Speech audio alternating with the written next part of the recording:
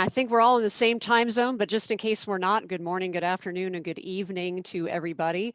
I am Vicki Flier Hudson with HighRoad Global Services, and I am a speaker, an author, a consultant, and yes, I am a rock musician in the Rush tribute band, The Spirit of Rush. The link is in the chat in case you like Rush.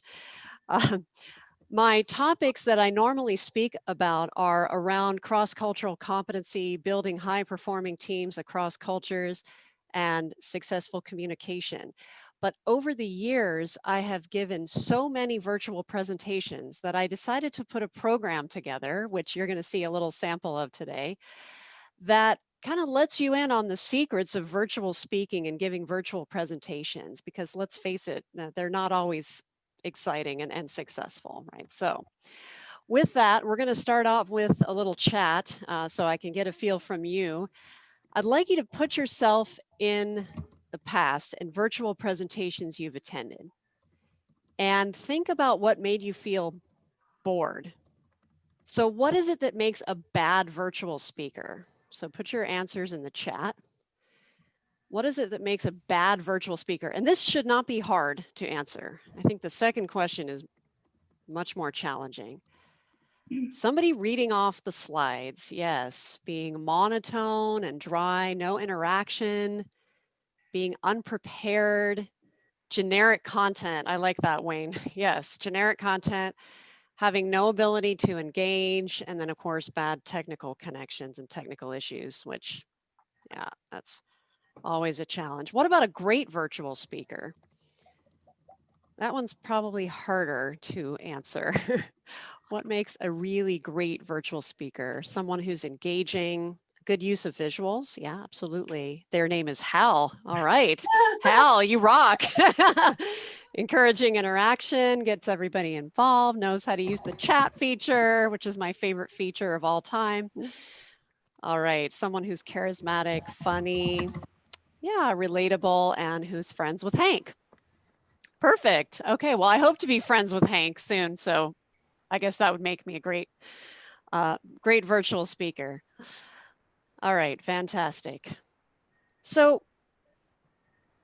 I'd like to put a question out there for you to consider, and you can answer in chat or just think about it.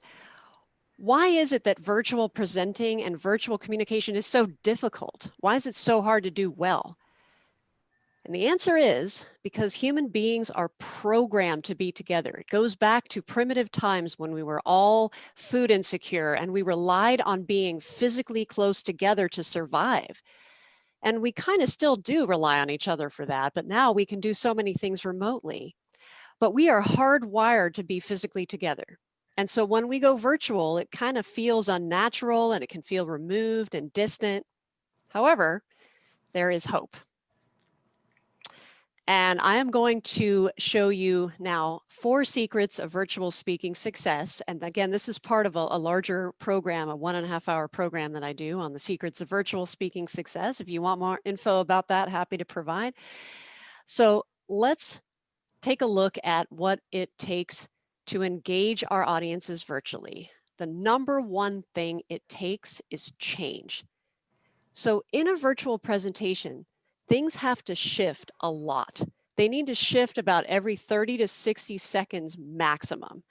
So let me give you an example.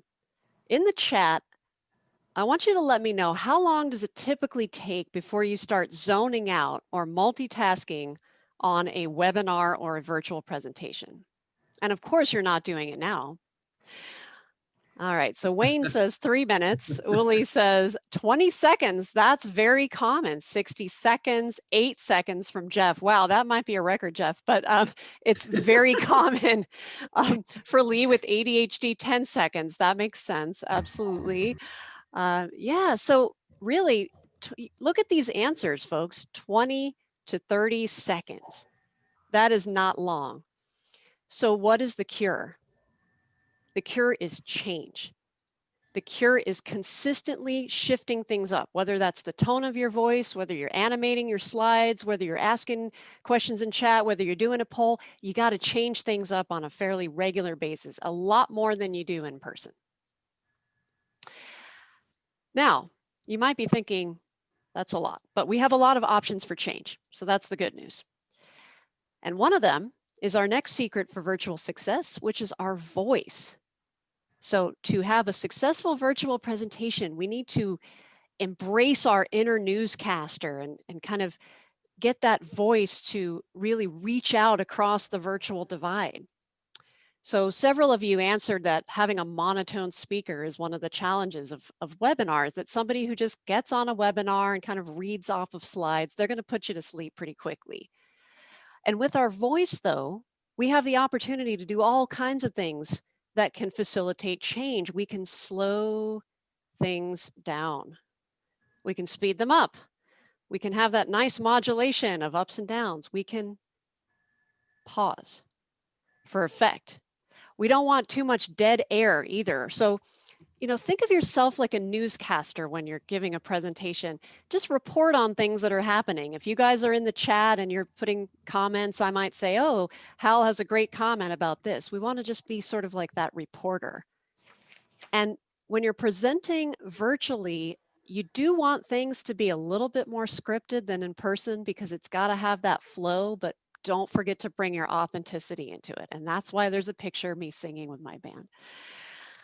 All right, so we also need that warm and friendly tone. We need to be reaching out. So picture kind of reaching out and almost bringing your audience in and drawing them in with your voice. Another challenge with virtual presentations is transitions. And another secret to making great virtual presentations is making transitions planned and practiced. What can happen if you've got, say, 20 slides and you don't plan the transitions between those slides? What starts to happen? You start getting answers like this, or transitions like, oh, okay, so in this next slide, in the next slide, in the next slide, so next we're going to talk about this. How boring is that for you? How about this one? All right, so as you can see here in this graph, if we don't plan the transitions between slides, it gets boring pretty quickly. So I'm going to give you a quick example of what a planned and scripted transition between slides might look like. All right, are we ready? So I'm going into sort of other presenter mode now of this other presentation. So the purpose of this workshop today is to give you every possible tool to excel in this new normal. And once we come out of this pandemic, you will not only be standing, but you will be shining. So like learning an instrument, learning to speak in the virtual environment takes practice. And we're going to explore that skill set today, give you an edge to successful virtual speaking. So let's dive in. So you see, I'm not just saying next slide, in this next slide, next we're going to talk about, there's thought behind the transitions between slides. So let me pause here for comments, questions, or sarcastic remarks. I'll take any of the above. I'll jump in while people are thinking. Is there a difference between presenting as you just did, where it was a very smooth visual, almost a video experience of you talking with the video changing, versus I'm talking to somebody as a one-on-one or a two-on-one, where I'm trying to build a relationship and trust in my business development? Yes, there's a difference, but some of the principles remain the same, particularly around the voice, varying your pace. I mean, if you talk like a stream of consciousness, even on a virtual meeting, people will get Zoom fatigue faster. So Zoom fatigue is a real thing, right? They've already sort of scientifically proven that it's real. And so all of these tricks that I'm showing you for formal presenting, they actually work quite well in meetings too. Everything from having really good visuals, sharing your screen, making sure there's change. Even when you're building that relationship just in a one-on-one meeting, some of these things can still be used, and it'll make you stand out from every other virtual meeting that these folks are having. Great question. All right, so we're going to move into our final secret for virtual speaking success, which is stunning slides. Slides need to be crisp, clean, and visually impactful. So one of the mistakes that I see a lot of speakers make when they transition their sales pitch or their presentation to a virtual format is they kind of took what they did in person and they just slap it into Zoom. And unfortunately, that doesn't really work, because when you're in person, you have the physical energy that people can cue off of. You don't have that when you're in the virtual format. So your slides kind of have to be uh, drawing people in a little bit more, and they have to hit the eyes a little bit more, because people are really going to be focusing on slides, even if you have your video up there, right? So I want to show you a before and after example of a sales pitch that a client did, and then I reworked it for them. So this was an accounting company, and they wanted to explain to a potential client what a pro forma is. And so this is their slide. What do you guys think of this slide? What's wrong with this picture? Too many words. Too many words. Gray. Yeah. Boring looking. Boring. It's boring. It's really busy. Yeah, there's too much information. So when you look at this, all the things that they're saying about the pro forma are really about projecting into the future, right? And looking at predicted financial figures that will help your business operation. So this is my version. What is a pro forma? It's forecast, projection, and deliverable. It's the activity, the method, and the deliverable. And I can speak as much as I want on all of this, but it doesn't all have to be on the slide. So let me show you. What does the accountant think of the slide, Laura? Oh, we have an accountant online. Excellent. I don't take any objections. Honestly, I've started putting more pictures in mine anyway, because someone told me ages ago about taking the words out, that it's just a bunch of, you're going to get people lost in it. So, but no, I don't take any offense to it at all. I think it's great ideas, and I appreciate all your sharing today, Vicki. My pleasure. And I work, out, Renee. I actually love working with accounting firms, because accounting firms are some of the most open to these kinds of changes, because it's maybe not what is traditional in the companies. And so there's really a sense of, hey, this might be, something that we can do to stand out from the rest of our competitors. Vicki, could we take another moment and ask Laura what her experience was when you did what Vicki's promoting? Oh, you mean myself? Yeah, I actually did get a lot more engagement. I actually had people asking more questions because everything wasn't just spelled out there for them. So it was a true kind of engagement opportunity. And, yeah, they can go back and I can give them all the words in the mumbo jumbo, but they're really looking for, the plain English. What do they need to do? How do they need to do it, kind of thing. So all the other fluff that's on there that I was used to doing wasn't serving me at all. So just really carving it out and doing like what Vicki did truly has been, eye-opening, I think, from both sides. That's fantastic, Laura. And honestly, your story is one that I hear over and over. I think in the corporate world, particularly, folks are used to the slide that you see right now on the screen. But so sometimes when you do something different, it pushes the comfort zone a little bit. But sometimes in the end, they're really grateful that you've pushed that comfort zone. It may not be what they're used to seeing. But this is another example of that same slide deck that I redid for this client. And what do you notice about this slide? There's a pattern in the slide.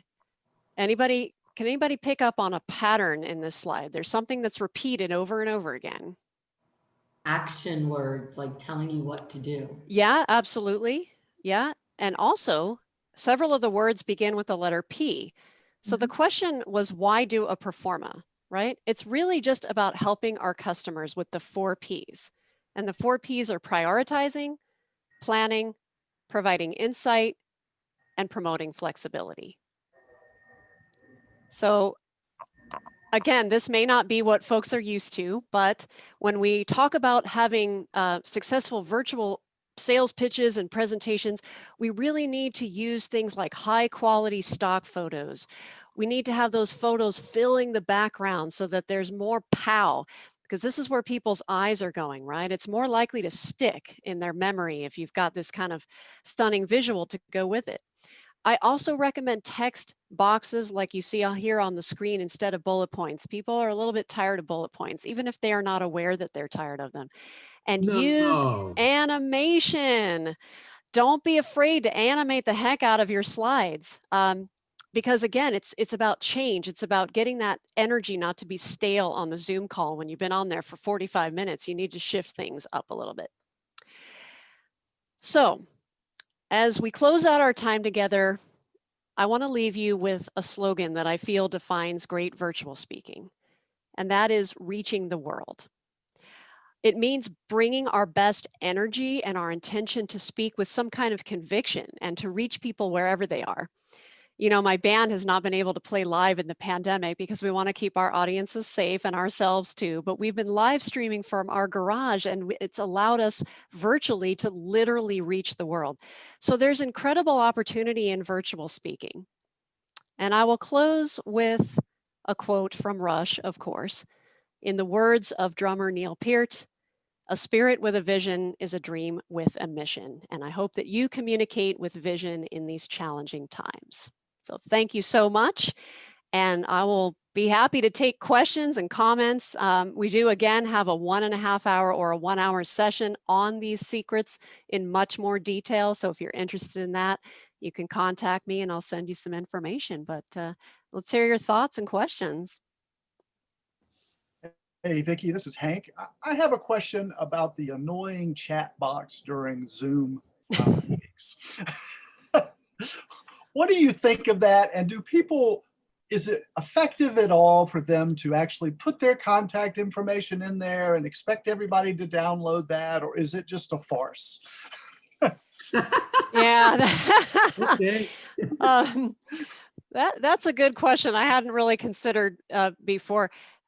I think the challenge with the live chat is that it keeps on going, right? So whatever information that you put in the beginning, obviously by the end of the presentation, that stuff at the beginning is going to be virtually lost to folks. So what I tend to do is email things out after, or in advance, or put a file in Zoom for people to download. So I use the chat for the more immediate questions where everybody can see each other's responses, as opposed to sharing information. So that's where I think chat is most valuable. If you just ask people a quick question like, how long does it take you before you start zoning out on a presentation? And everybody can put a quick answer in chat. That's where I feel it's most valuable. Great question. And Jeff added, speaking of the chat box and such, Jeff added the comment, so long as the presenter facilitator is mentioning the benefit of the chat box and promoting it.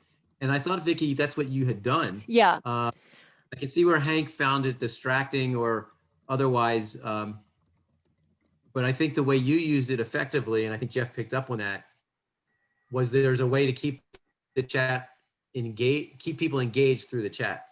100%. In fact, I won't even give a virtual presentation in any software platform that doesn't have live chat where people can see each other's responses, because without that, it really gets stale very quickly. And I've done that before, and I like to think I'm a pretty good speaker, but without that chat and without that engagement, it's challenging. The other thing that the chat is good for is, in any audience, you've got different learning styles. So you have folks who are introverted, you have folks who are second language speakers, like non-native English speakers. They find chat a lot easier than speaking up on audio. So you always want to give people multiple ways that they can engage with you, whether it's phone, audio, chat, polls. You want to give people multiple channels of communication. And Hank, just to pick up on something, because I think Jonathan had his funny line. Yeah, that's great.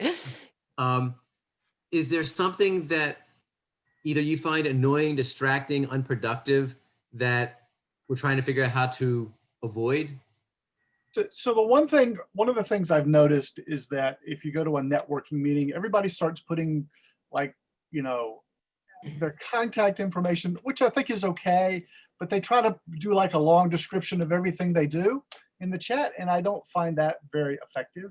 I think just brief, here's what I do, maybe that kind of thing. I don't know. I guess I'm looking for a medium that allows you to do more one-on-one instead of it just kind of being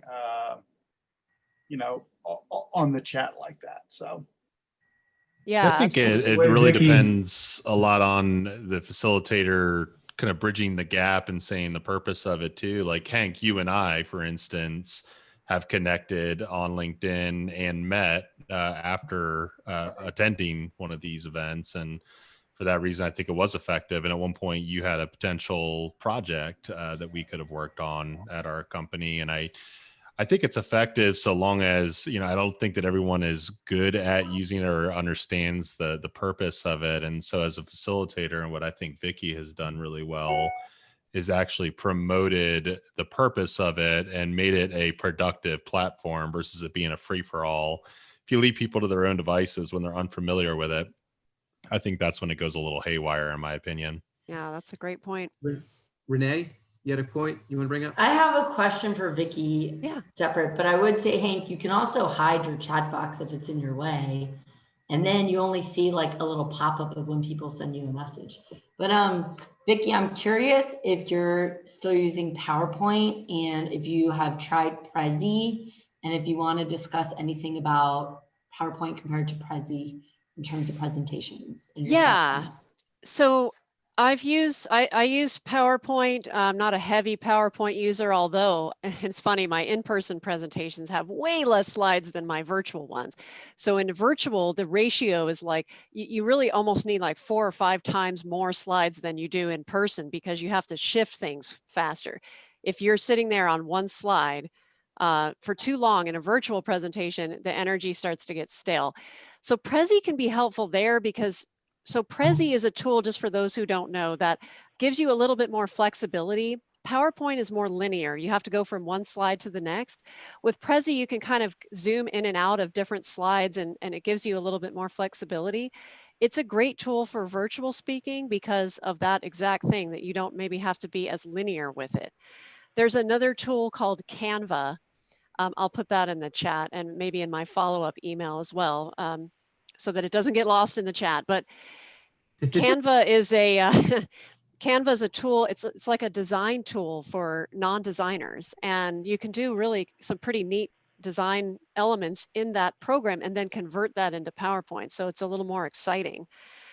So I think each tool has its benefits. I don't know that I would weigh one over the other. It probably more just depends on the situation. And honestly, the tool is not as important as the speaker's ability to engage and take questions and care about the audience. If you're just there to spew information as a speaker, no matter what tool you use, you're not going to be successful in virtual. But if you actually care about your audience and you reach out to them and you take questions and you interact, no matter what tool you use, you're going to be successful. That's my 2 cents anyway. It goes back to content. It's delivery and content. And Vicki, you've pointed out some of the things that are lost between in person and being virtual and how to make up for them. So we got time for one more question. Anybody else want to? I've got I think one. there's a question in chat from Lee. Yeah. Go ahead, Lee. I just wanted to get your, input in terms of after the meeting, communicating with the participants that were in the meeting. If you have any tips for that. Yeah. So what I typically do is if there's like an organizer for the meeting, I send one email to that person who can then forward to all the participants. And I usually include obviously a thank you. I sometimes include slides if they're not like super proprietary. I might include an article on the topic that people might find interesting if I don't include slides. So I give something of value, right? And then I also give people a way to follow up with me. And that's important because, especially if you are using the presentation or the sales pitch or whatever for marketing your business, you need to give people sort of multiple ways that they could follow up with you. So I might send the article. I might say if people want to hit reply and ask me questions, or if they want to set up a 20-minute chat about how I might help their company with this topic, then I give my calendar link, a link to my availability. So I usually have 3 or 4 things in that follow-up email. Great. Thank you. Yeah, that gives people options. Yeah. All right, we're going to be respectful of time and the fact that Vicki was so open to anybody else reaching out to her, and the contact information is in the chat. I don't know if it's offensive today or not, but efficient at least. So we're going to wrap up, and Thanks, Anthony. I look forward to that too, to my band playing. so just a quick wrap up. We still try to have a little bit of fun and make sure we keep that up. So in recognition of what Vicki was just sharing with us, we've got the meme at the right. And next week, Dina Moore will be talking about what a COVID vaccine will mean for employers.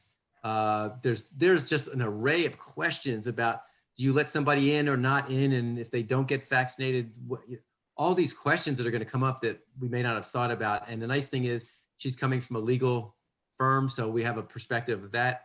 And then the Small Business Development Center at UGA will help us wrap up the year with lessons learned. In order to look forward, take a moment to look back. So Vicki, thank you so much for your time. Great input. My pleasure. Thank you for Very having me. entertaining. Yep. Thank you. Thank you so much.